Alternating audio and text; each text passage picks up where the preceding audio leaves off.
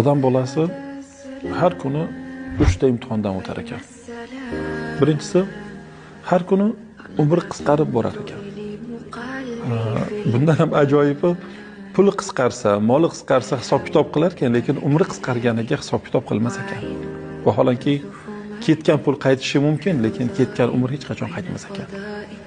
Ikkinchisi, inson har kuni Alloh taolo bergan rizqini yeydi, lekin bu yegan rizqi harom bo'lsa, azob bo'ladi.